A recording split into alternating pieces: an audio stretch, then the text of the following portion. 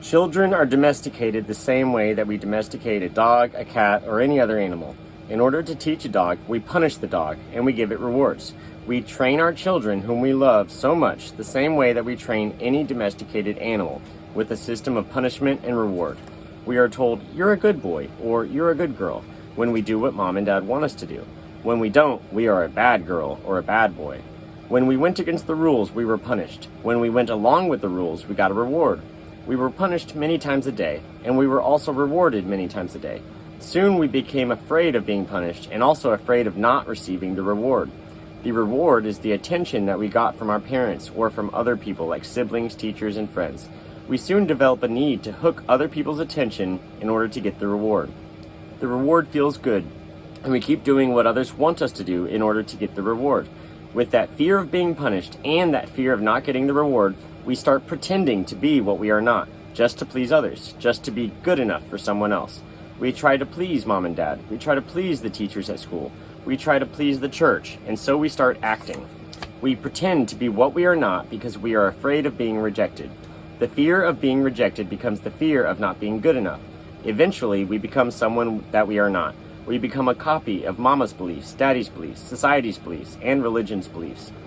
All our normal tendencies are lost in the process of domestication, and when we are old enough for our mind to understand, we learn the word no. The adults say, "Don't do this and don't do that." We rebel and say no. We rebel because we are defending our freedom.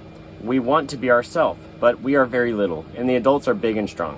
After a certain time, we are afraid because we know that every time we do something wrong, we are going to be punished.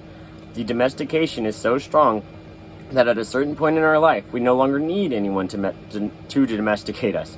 We don't need mom or dad, the school, or the church to domesticate us. We are so well trained that we become our own domesticator. We are an auto-domesticated animal. We can now domesticate ourselves according to the same belief system we were given, and using the same system of punishment and reward. We punish ourselves when we don't follow the rules, according to our belief system. We reward ourselves when we are a good boy or a good girl.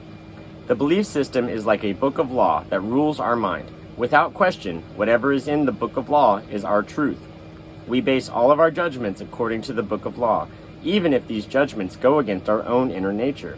Even moral laws, like the 10 Commandments, are programmed into our mind in the process of domestication. One by one, all these agreements go into the book of law, and these agreements rule our dream.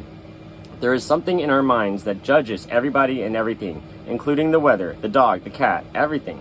The inner judge uses what is in our book of law to judge everything we do and don't do, everything we think and don't think, everything we feel and don't feel.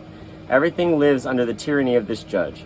Every time we do something that goes against the book of law, the judge says we are guilty, we need to be punished, we should be ashamed. This happens many times a day, day after day, for all the years of our lives.